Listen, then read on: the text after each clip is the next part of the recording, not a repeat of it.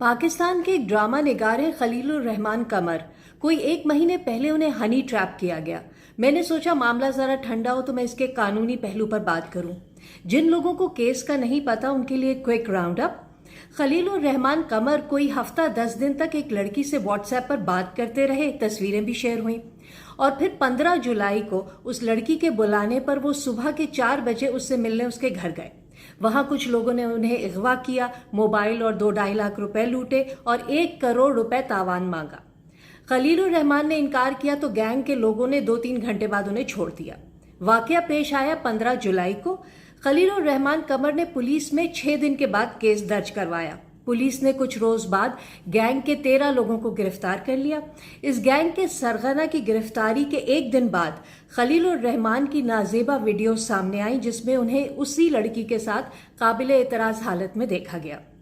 खलीलुर रहमान ने कहा कि वो वीडियोस उनसे जबरदस्ती गन पॉइंट पर बनवाई गई। वीडियोस में पिस्तौल या असलहा दिखाई नहीं दे रहा।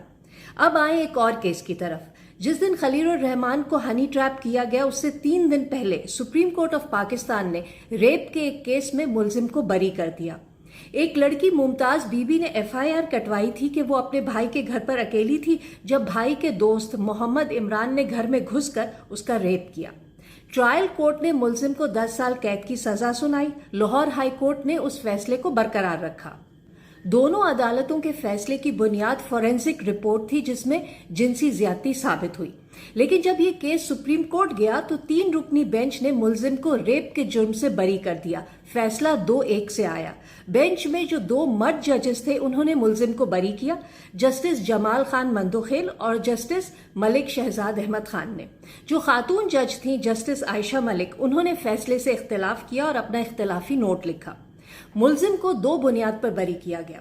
दोनों मर्द जजों का कहना है कि चूंकि मुमताज बीबी ने वाकये के 2 दिन बाद FIR दर्ज करवाई, इसलिए FIR काबिले भरोसा नहीं रही। दूसरी बात उन जजों ने यह कही कि चूंकि खातून के जिस्म पर मुज़ाहमत की सूरत में तशद्दुद के कोई निशानात नहीं मिले, इसलिए वो रेप नहीं था, जिना था।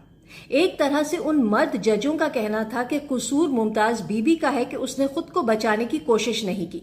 यानी मर्द जजेस ने एक खातून के रेप का फैसला मर्द के पॉइंट ऑफ व्यू से किया।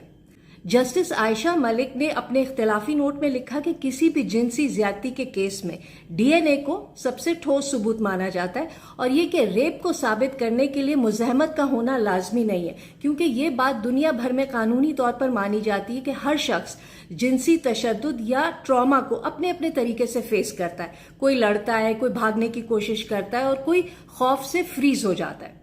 तीसरी बात उन्होंने कही कि जिना के लिए गवाहों का होना जरूरी है, जो इस केस में नहीं थे। ये जो सुप्रीम कोर्ट का फैसला है, अब इसको अप्लाई करें खलीलुर रहमान कमर के केस पे। अदालत ने लड़की का रेप नहीं माना क्योंकि FIR 2 दिन बाद कटवाई गई। खलीलुर रहमान के केस में FIR 6 दिन बाद कटवाई गई। अदालत ने लड़की का रेप नहीं माना क्योंकि खातून के जिस्म पर मुज़ाहमत की सूरत में जोर जबरदस्ती या तशद्दुद के निशान नहीं थे। खलीलुर रहमान की वीडियोस में देखा जा सकता है कि उन्होंने कोई मुज़ाहमत नहीं की। अगर उनसे कत्ल की धमकी के जोर पर वीडियोस बनवाई गई तो हो सकता है रेप होने वाली खातून को भी जान से मारने की धमकी दी गई हो। अदालत ने लड़की के साथ जिनसी ज्यादती को जिना करार दिया, हालांकि कोई गवाह मौजूद नहीं था। जबकि खलीलुर रहमान के केस में जितने लोगों ने वीडियो देखी वो सब के सब गवाह हैं। जब खलीलुर रहमान कमर का हनी ट्रैप केस अदालत में जाएगा तो क्या उस पर भी वही मंतक अप्लाई की जाएगी जो मुमताज बीबी के केस में की गई, या फिर उस केस की तरह इसमें भी मर्द को बरी कर दिया जाएगा?